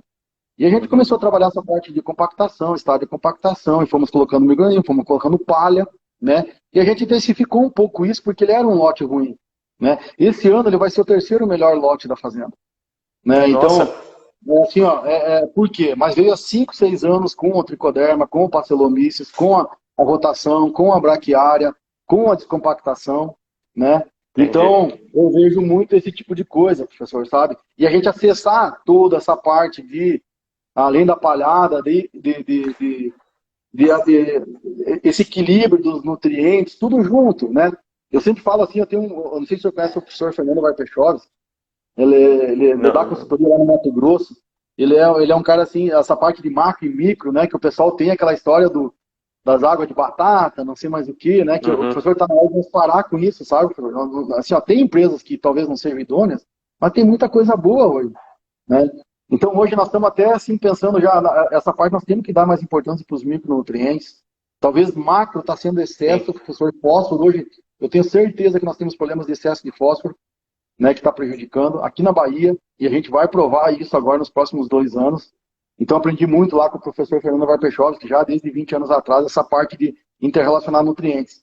Aí você vem na palhada isso, né, a gente já começou, por exemplo, hoje a gente aduba a nossa braquiária, a gente aduba ela com nitrogênio. A gente faz a aplicação de micronutrientes na braquiária, para que depois ela produzir mais biomassa. Para produzir mais biomassa, ela vai reciclar mais nutrientes, e depois, quando decompor essa folha, é como se ela estivesse colocando um nutriente de liberação controlada para nós. Porque não adianta nós ter zinco só no dia que nós aplicamos o foliar, né? Nós temos que ter zinco, nós temos que ter boro o ciclo todo, né? Então, eu acho que isso também ajuda. Então, mas um nematóide em si, voltando à pergunta, professor, não que não tenha, mas na hora que nós começar a dar vida para esse solo, ou devolver a vida para o solo, vai começar a ter mais equilíbrio entre as espécies e 50% a 60% dos nossos problemas de nematóide vão acabar. E isso que você está falando, Leandro, é bem interessante, que vai na mesma linha que eu já ouvi muita gente falar. O Fernando Andreotti fala isso, o Leandro Zancanaro tem experimentos da Fundação Mato Grosso que mostram isso, que sistema bem manejado convive melhor com o nematóide. E o Zecão, né, da Fazenda Capuaba, lá em Lucas Rio Verde, Mato Grosso, ele fala exatamente isso. Ele tem tanta rotação de cultura lá que ele fala, para mim, nematóide aqui deixou de ser problema, porque o sistema está equilibrado, né? Isso. Então, professor, nematóide, pratilencos, tem no Cerrado Baiano. Ele está lá. Sim. Sabe? Então ele está ali, ele sempre esteve ali. O problema é que a gente desequilibrou o solo com monocultura, né? Então, assim, o que aconteceu? A população ruim aumentou e a boa diminuiu. Então, veio a doença.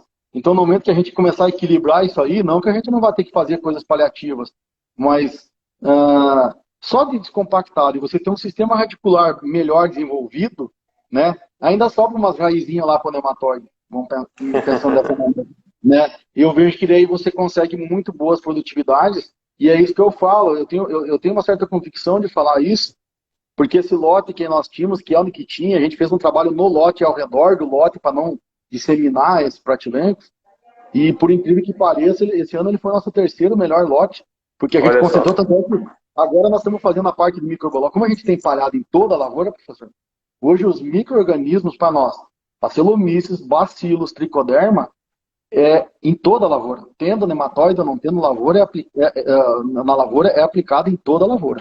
A gente quer desenvolver essa vida no solo.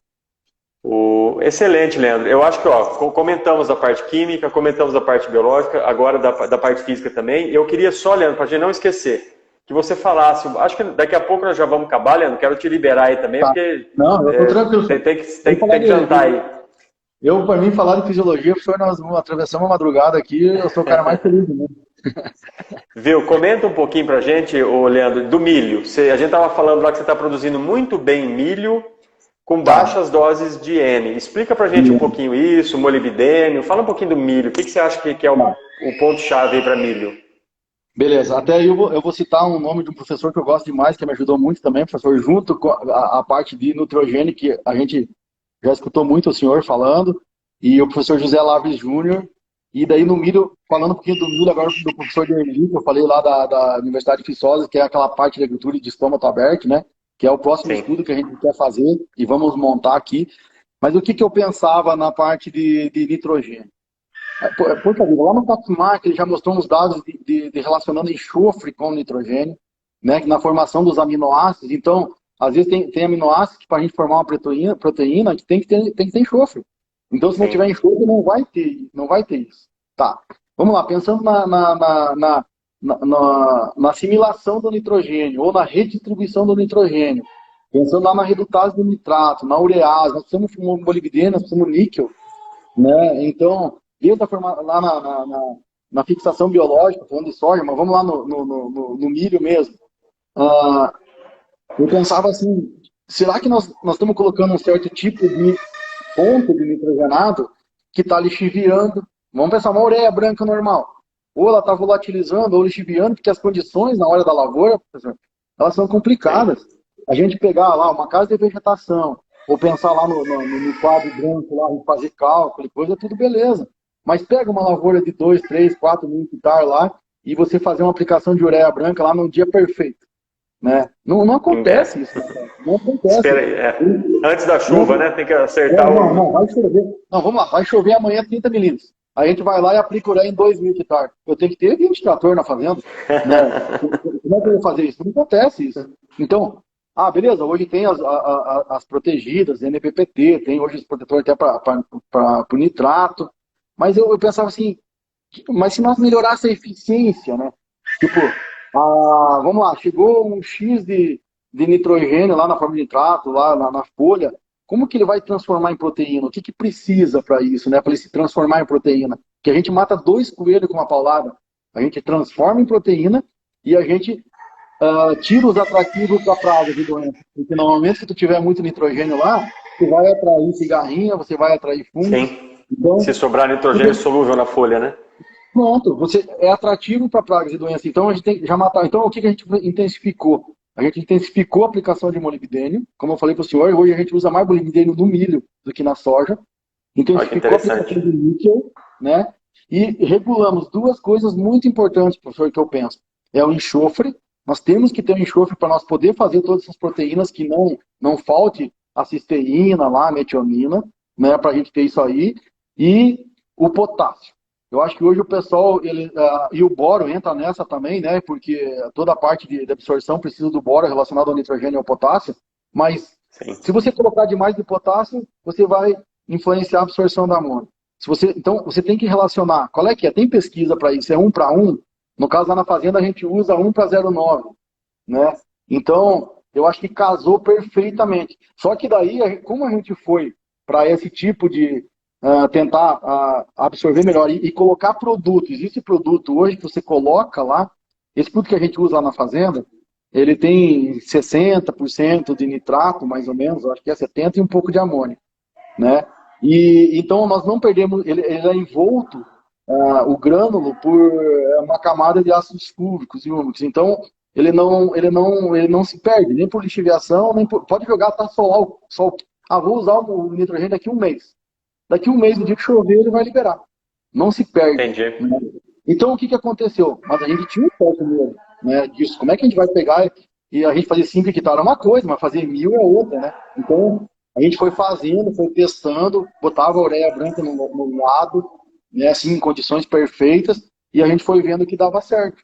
E hoje a gente tem a lavoura de milho de 180, 190 sacos lá com 100 quilos. Mas muito molibdênio, muito níquel, não assim, níquel. Não é nada, é tudo calculado, né? Precisamos tantas gramas, a gente foi testando, e enxofre, por isso que eu sou fã do gesso, né?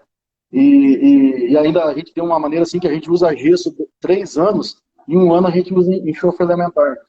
Porque por causa dessa camada 0,20, que o sulfato ele desce muito na superfície. Sim. Ele precisa mais do enxofre do 0,20, então daí o apastilhado vai muito bem. Então, Leandro, esse molibdênio e níquel, foliar? Foliar. Tudo foliar. O molibdênio e níquel nas primeiras aplicações. A gente entra aqui na fazenda 7 vezes, 6 vezes antes do pendoamento e uma vez após o pendoamento, que já é de avião. Daí tem aplicações de fungicida, inseticida, né? Mas daí Sim. todos os micronutrientes, professor, eu distribuo em todas, vamos lá, nas 7 vezes, vamos botar 80 gramas de molibdênio, por exemplo. Beleza, eu não vou colocar molibdênio lá no final, né? Mas eu coloco um pouquinho. Mas dos 80 eu boto 60 gramas, por exemplo, ali nas 2, 3 primeiras aplicações e eu deixo um pouquinho lá para o fim. Cobre, zinco, tudo da mesma maneira, sabe? Sim. Dependendo lá, como é que eu vou lhe explicar uma outra coisa interessante que eu vejo assim, que eu aprendi com o professor Antônio Carlos Mota, lá do Paraná. Por exemplo, manganês, quando tá chovendo muito, ele disponibiliza um pouco mais, porque ele tem que se reduzir para disponibilizar. Ele reduz. Daí eu diminuo um pouquinho a dose de manganês. Mas o de cobre é o contrário. Quando está chovendo muito, né, ele se disponibiliza, ele vai para cobre 1 mais. Aí eu coloco mais cobre. Mas tá uma seca, já faz 20 dias. Né, então nós vamos ter problema de absorção de manganês no solo. Então eu coloco mais manganês naquela época e diminuo o cobre. E assim eu vou fazendo, sabe? Porque eu tenho que entender a planta, o que ela está precisando naquele momento. É o ajuste fino, né, Leandro? É o ajuste fino, não tem receita de bolo, né? Não tem. E daí para você poder fazer isso, professor, nós temos que ir lá no solo agro, nós temos que ir para tudo quanto é coisa, nós temos que estudar, nós temos que fazer os cursos, né? Não é bobagem, né? Nós temos que entender, se todo mundo... Eu tenho uma coisa que eu falo, professor, assim, cada um dentro da sua especialidade, mas nós somos todos humanos, ninguém é extraterrestre aqui. Né? Vamos falar assim, o cara sabe, porque assim, não, vamos lá, o professor Witt, o que o professor Witt tem que ganhar de nós disparado? Ele tem anos de experiência, né? Mas por que nós não podemos ser um Witt, né? Vamos falar assim, quando chegar lá na idade dele, ou que seja na idade que ele tinha a nossa idade, né? Tem que se dedicar, né? Tem que se dedicar, tem que estudar, tem que pegar os fins de semana, os domingos, de vez em quando a gente, em vez de ir lá pro rio pescar, tem que estudar, né? Tem que participar dos congressos, tem que experimentar, tem que ser curioso, tem que observar a planta, né? E daí para observar, eu digo assim, a prática sem a teoria não existe, e a teoria sem a prática também não existe. E o que eu achei mais legal, professor, e eu quero assim agradecer do fundo do meu coração assim esse convite, assim, que foi para mim foi o maior prêmio que eu tive na minha vida até hoje, porque eu nasci dentro de uma lavoura de soja há 49 anos, professor. Assim, minha mãe abriu a porta, eu estava lá no Rio Grande do Sul. Em 1972 eu já vi soja na minha vida. E a vida inteira eu fui dedicado na fisiologia, essas coisas assim, aprendi com todos esses professores que eu falei para você. Mas um convite desse, você nem imagina, assim, é ganhar o Oscar para mim, pura verdade. Assim, conversar assim, é uma coisa assim que... E aproximar, professor, porque nós precisamos nos aproximar. Né? Olha o conhecimento que tem dentro da Exalc, por exemplo. É conhecimento, professor, para o mundo. É uma coisa assim, daí que adianta nós ter um Brasilzão desse e às vezes não chegar lá na ponta isso, né? Então nós temos que dar um jeito de conectar isso aí, né? E eu acho que isso aí foi a melhor iniciativa que se teve, seja comigo, seja com qualquer outro profissional. Nós temos que começar a conversar mais, né? Eu converso muito com o professor José Largo Júnior, ele me ajuda demais nisso, né? Dessas coisas assim. Então eu acho que mais pessoas têm que chegar. Só que para poder, eu não posso chegar e conversar com o senhor se eu não souber alguma coisa, né? Como é que eu vou conversar com o senhor? Né? Eu vou conversar lá com o médico lá que entende de coração. Eu não, né? Não entendo nada daquilo. Né? Então eu tenho que ficar quieto, né? Mas então a gente tem que tentar. Ô, Leandro, eu que agradeço, viu, o seu tempo, dedicação. Desde o momento que eu convidei você, você ficou super feliz já. E vamos fazer, professor, vamos fazer. Espera só terminar de colher a soja. Então foi muito bom, você merece ser um cara diferenciado, né? De novo, aquela frase, né? Tem muita gente que faz o mesmo e espera colher resultados diferentes. Você não. Exato. Você faz coisa diferente, vai atrás e está colhendo resultado diferente. Então, assim, pessoas como você têm que realmente colher frutos pela dedicação. E o dia que eu falei assim, vou chamar o Leandro para a live, sabe que dia que foi, Leandro? Eu acompanhei você no Instagram, já ouvi muito falar de você. O dia que eu vi você em cima da colhedora, colhendo soja e comendo uma marmita lá em cima. Falou, aqui eu tô fazendo o que eu gosto. Eu falei, esse cara é dos meus. Vou chamar o Leandro, que ele é um cara humilde, realmente repassa conhecimento. Você não escondeu o jogo aqui hoje, né? Você falou tudo que você faz. E então, assim, eu agradeço, o GAP agradece, a Exalc agradece, e foi muito bom, foi muito enriquecedor. E é o que você falou, né, Leandro? Teoria e prática, elas andam juntas, né? Tem gente que fala assim, a teoria na prática não funciona. Essa pessoa não descobriu ainda como fazer funcionar. Então está totalmente errado. Temos que fazer a teoria acontecer na prática. E as duas têm que andar de mão dadas. Essa é a minha opinião, sabe? Pesquisa que a gente faz tem que ter uma utilidade, tem que ser para o agricultor, né? Mas é isso, Leandro. Eu agradeço muito e eu queria, Leandro, só para... Estão perguntando aqui se vai ficar gravada, tá? Vai ficar gravado, vai ficar no IGTV do Instagram do GAP. Pessoal, pode procurar lá, tá? Leandro, então eu vou parar de falar e vou deixar você finalizar. Dá o seu último recado aí, por favor, e comenta, só queria que você comentasse. Todo mundo está assistindo aqui, muita gente é agricultor. Muita gente não chegou no nível de conhecimento que você tem hoje, tá? Como começar? Para um agricultor que está lá colhendo 60, 65 sacos de soja, patinando lá para aumentar a produtividade, como começar? O que é um manejo assim para ele começar? Dá essa dica para o pessoal e depois pode finalizar, por favor, Leandro. Certo, eu acredito assim, hoje o agricultor, mesmo que tenha um nível de conhecimento mais baixo, mas se ele está mais embaixo, ele procura pessoas ou escolas e ele começa a estudar de baixo, né? Eu sempre cito uma coisa assim do professor, eu não conseguia entender raio iônico hidratado. Aí um dia eu escutei a aula do professor Aleone e eu disse, mas cara, como é que pode? Como é que eu não entendia isso? Era tão fácil, né? Então foi uma maneira diferente que ele explicou lá que na hora eu entendi, né? Então, mas beleza, é uma coisa mais avançada, mas começa lá embaixo, procura pessoas, procura amigos que entendam um pouco mais e começa a se especializar. Começa a entender, qualquer um pode entender, né? Não é assim, por exemplo, o agricultor, há 5 anos atrás, não sabia o que era V%, mas a gente começa a falar sobre V%, aí começa a falar sobre pH, aí hoje já está num outro nível, e a gente vai pulando de nível de pouco em pouco, né? Não vai ser alto nível, né? Primeiro a gente faz a graduação, depois faz o mestrado, depois faz o doutorado, né? Não é assim, saiu já de doutorado, vai aos poucos, né? Não é milagre, tem que ir galgando isso, então começa, seja de que nível que está, procura alguém e começa, que vale a pena. Só que tem que ter dedicação. Eu sempre falo assim, pessoal, a gente tem que pagar um preço, né? Nada vem de graça. A gente vai ter que pagar o preço. Eu falo sempre assim, muito fim de semana, eu ficava estudando. De domingo eu acordava às 6 da manhã, eu ficava estudando. Então não veio de graça. O senhor sabe como é que é isso, né? Assim, não vem nada assim, o título, não vem nada. Tem que batalhar, né? Tem que experimentar, tem que errar. Eu errei várias vezes. Errei. Primeiro que eu plantei braquiária, plantei uns 700 hectares de braquiária, nós teve 200. Quase fui demitido. Então, assim, sabe? Então, vai lá, experimenta, erra, acerta e a gente vai evoluindo, vai trocando e vai passando informação.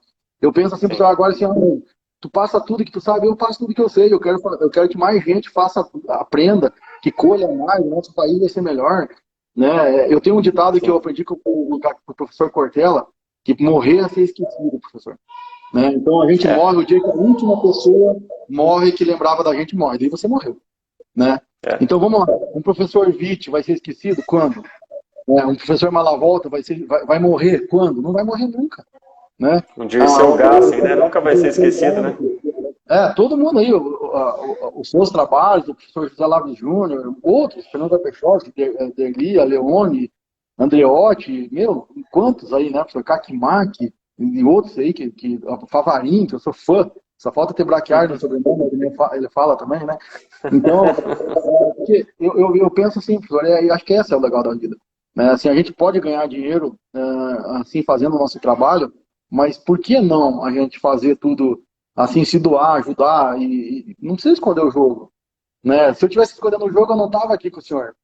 Né? Então, primeiro a gente dá, que depois vem de volta. Né? Então, eu penso dessa maneira. E se nós tornar o nosso país assim, unido e forte, aí ninguém vai derrubar nós, né? E eu penso nisso. E eu sou apaixonado pelo que faço. Eu com 10 anos de idade, eu dizia que ia ser agrônomo. Né? Então, eu não sei fazer outra coisa. Eu gosto do trator comendo a marmita mesmo, gosto de estudar. Eu ando com meu livro de fisiologia debaixo do braço, eu já li 20 vezes ele, não sei nem 10%, e procuro, e eu gostaria que mais gente fizesse isso. E é muito satisfatório quando você começa a ter sucesso. Assim, você conseguir fazer uma planta sair de 50 sacos para 100, sem fazer nada muito excepcional. Né? Só acertou os nutrientes. Né? Então, não é só, né? Foi muito, mas beleza, não é assim nada muito, assim, é só ir lá procurar. Né? Então, acho que o meu recado, é que as pessoas estudem mais, experimentem mais, eliminem as pessoas que têm a picaretagem, de repente aprendam a eliminar, né? Se você tem conhecimento, você consegue identificar quem é que está querendo enganar e quem que não está.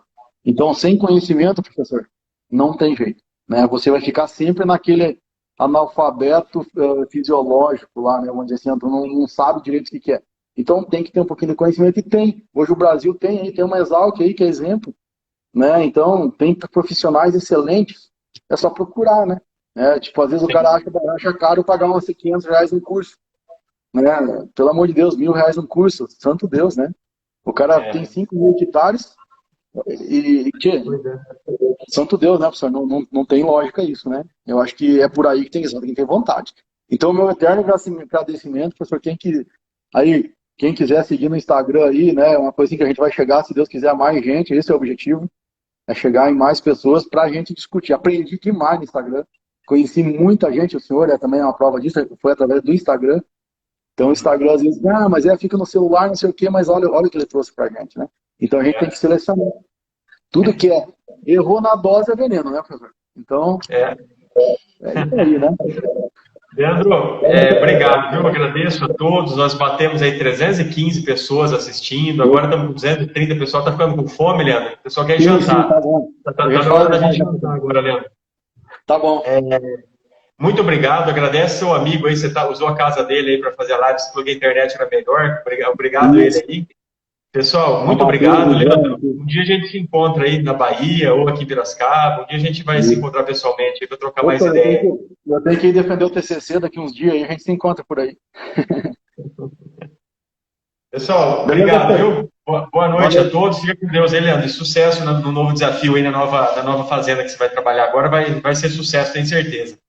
Tá bom, então. Muito obrigado, professor. Boa noite a todos e agradecido a todo mundo participar. Um abraço. Valeu, Leandro. Um abraço. Tchau, pessoal. Valeu.